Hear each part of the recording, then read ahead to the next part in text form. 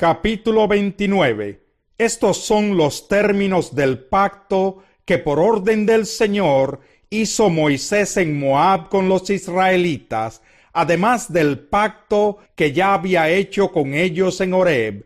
Moisés convocó a todos los israelitas y les dijo: Ustedes vieron todo lo que el Señor hizo en Egipto con el faraón y sus funcionarios y con todo su país. Con sus propios ojos vieron aquellas grandes pruebas, señales y maravillas, pero hasta este día el Señor no les ha dado mente para entender, ni ojos para ver, ni oídos para oír.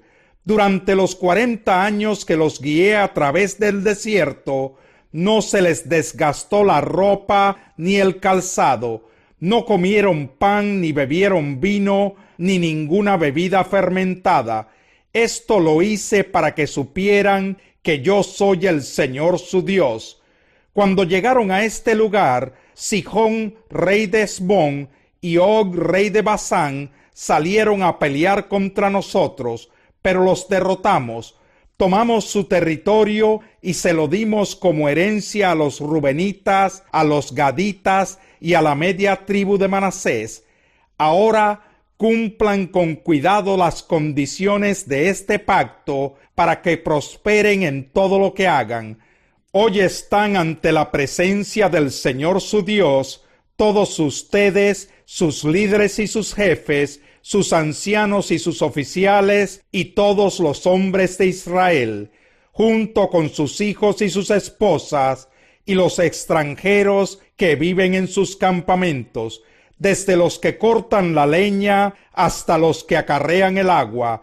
Están aquí para hacer un pacto con el Señor su Dios, quien hoy lo establece con ustedes y lo sella con su juramento. De esta manera confirma hoy que ustedes son su pueblo y que Él es su Dios, según lo prometió y juró a sus antepasados Abraham, Isaac y Jacob. El Señor nuestro Dios afirma que no solo hace su pacto y su juramento con los que ahora estamos en su presencia, sino también con los que todavía no se encuentran entre nosotros.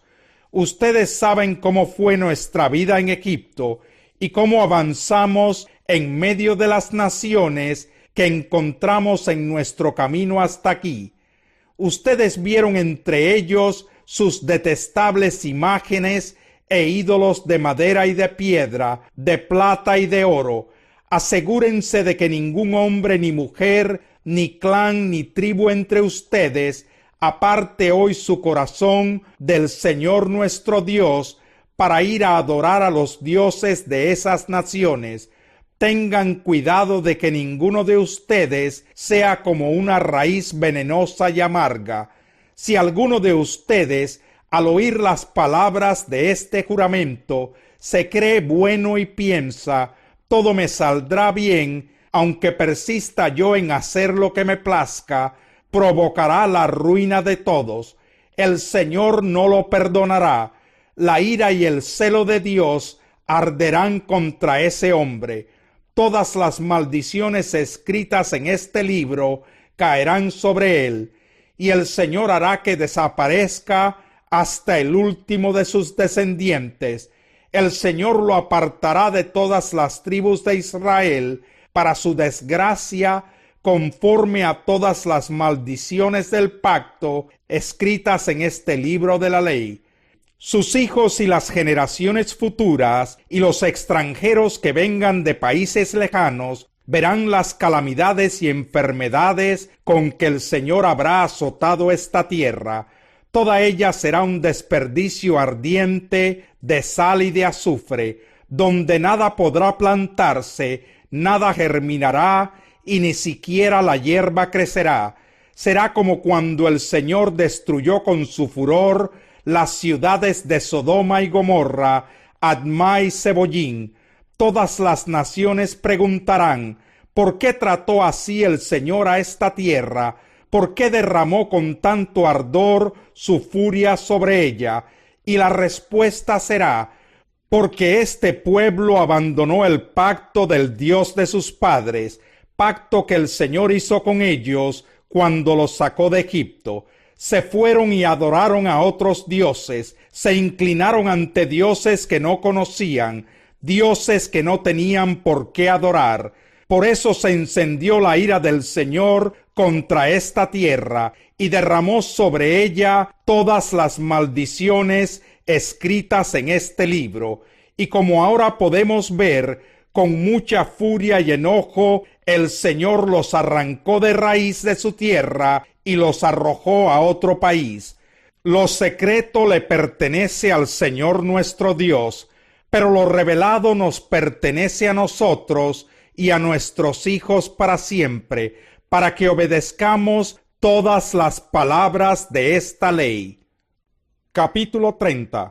Cuando recibas todas estas bendiciones, o sufras estas maldiciones de las que te he hablado, y las recuerdes en cualquier nación por donde el Señor tu Dios te haya dispersado, y cuando tú y tus hijos se vuelvan al Señor tu Dios, y le obedezcan con todo el corazón y con toda el alma, tal como hoy te lo ordeno, entonces el Señor tu Dios restaurará tu buena fortuna, y se compadecerá de ti. Volverá a reunirte de todas las naciones por donde te haya dispersado, aunque te encuentres desterrado en el lugar más distante de la tierra, desde allá el Señor tu Dios te traerá de vuelta, y volverá a reunirte, te hará volver a la tierra que perteneció a tus antepasados, y tomarás posesión de ella, te hará prosperar, y tendrás más descendientes que los que tuvieron tus antepasados. El Señor tu Dios quitará lo pagano que haya en tu corazón y en el de tus descendientes, para que lo ames con todo tu corazón y con toda tu alma, y así tengas vida.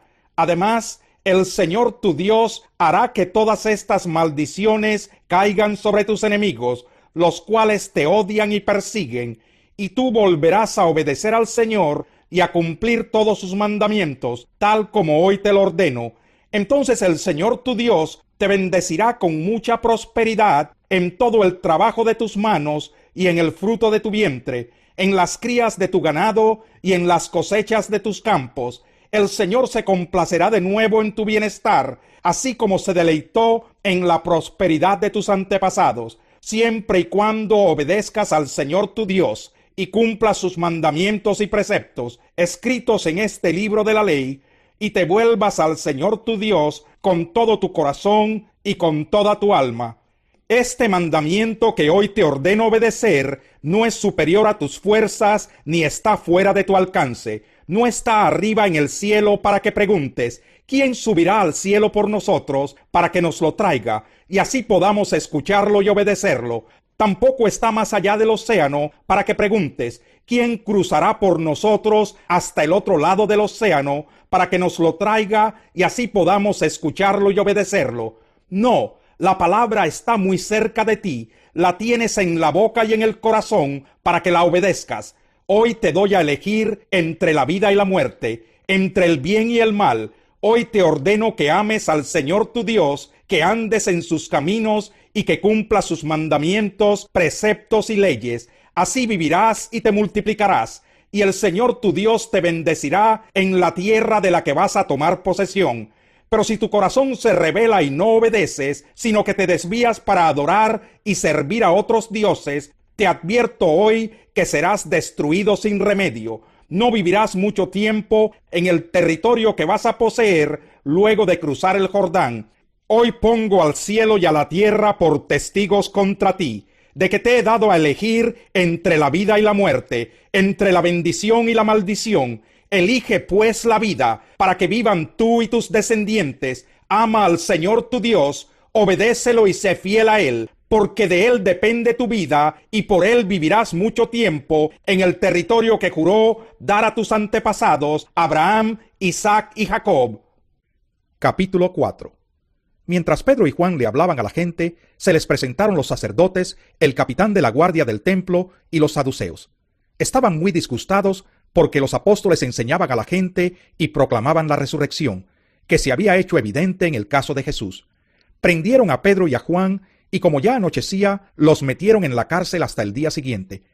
Pero muchos de los que oyeron el mensaje creyeron, y el número de estos llegaba a unos 5,000. Al día siguiente, se reunieron en Jerusalén los gobernantes, los ancianos y los maestros de la ley. Allí estaban el sumo sacerdote Anás, Caifás, Juan, Alejandro y los otros miembros de la familia del sumo sacerdote. Hicieron que Pedro y Juan comparecieran ante ellos y comenzaron a interrogarlos. ¿Con qué poder o en nombre de quién hicieron ustedes esto? Pedro, lleno del Espíritu Santo, les respondió: Gobernantes del pueblo y ancianos, hoy se nos procesa por haber favorecido a un inválido, y se nos pregunta cómo fue sanado. Sepan pues todos ustedes y todo el pueblo de Israel que este hombre está aquí delante de ustedes, sano gracias al nombre de Jesucristo de Nazaret, crucificado por ustedes, pero resucitado por Dios. Jesucristo es la piedra que desecharon ustedes los constructores, y que ha llegado a ser la piedra angular.